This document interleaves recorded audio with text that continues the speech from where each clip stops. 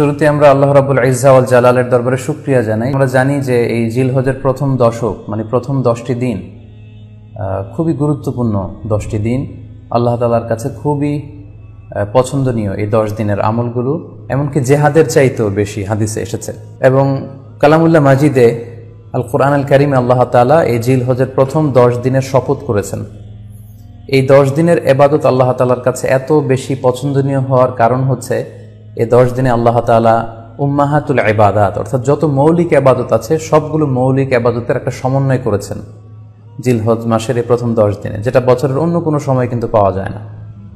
কারণ এই 10 দিনের ভেতরে সালাত আছে, নফল সিয়াম আছে, সাদাকা আছে, কুরবানি আছে, হজের প্রসঙ্গটা আছে, যেটা বছরের অন্য কখনো এরকম উম্মাহাতুল ইবাদাত অর্থাৎ যত মৌলিক ইবাদত আছে সব মৌলিক ইবাদতের কম্বিনেশন সমন্বয় বছরের কোনো সময় কিন্তু আসলে হয় না, যেটা হয়ে থাকে জিলহজ মাসের প্রথম এই 10 দিনের ভেতর। এজন্য এই 10 দিনের ইবাদত আল্লাহ তাআলার কাছে অত্যন্ত বেশি প্রিয়।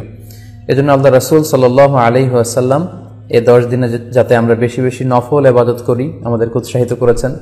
পাশাপাশি আমরা যেন বেশি বেশি তাহমিদ, তাহলিল, তাকবীর দিয়ে এই 10টি দিনকে মুখরিত করে রাখি, এজন্য তিনি আমাদেরকে আদেশ করেছেন। এজন্য এই 10টি দিনে আমরা যেন বেশি বেশি সুবহানাল্লাহ ওয়ালহামদুলিল্লাহ লা ইলাহা ইল্লাল্লাহ আল্লাহু আকবার এই আজকারগুলো যেন আমরা বেশি বেশি পড়ি।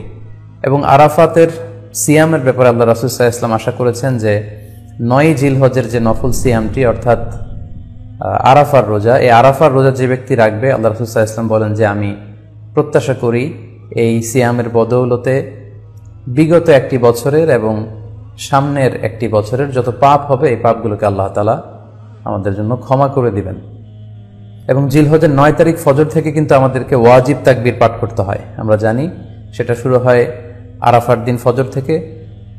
9 তারিখ ফজর থেকে শুরু করে 13 তারিখ আসর পর্যন্ত এই তাকবীরগুলো প্রত্যেক সালাতের পরে পড়া আমাদের জন্য আবশ্যক। আমরা যেন এই নফল আজকারগুলো, এই নফল তাকবীরগুলো যাতে আমরা বেশি বেশি করে দেই।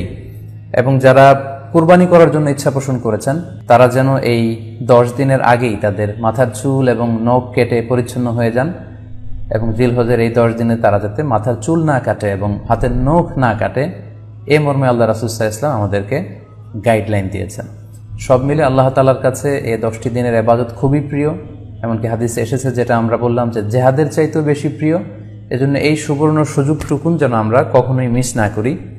তাই আমাদের সাধ্যমতো আমরা যেন বেশি বেশি নফল ইবাদত করি। আমরা যেন সুযোগ হলে পুরো 10 দিন ব্যাপী আমরা চাইলে নফল সিয়াম রাখতে পারি, আমরা বেশি বেশি কোরআন তেলাওয়াত করতে পারি। বিশেষ করে তাহমিদ, তাহলিল এবং তাকবীর, আলহামদুলিল্লাহ লা ইলাহা ইল্লাল্লাহ আল্লাহু আকবার, এই জিকিরগুলো, এই আজকারগুলো পড়ে পড়ে যেন আমরা এই 10টি দিনকে মুখরিত রাখি।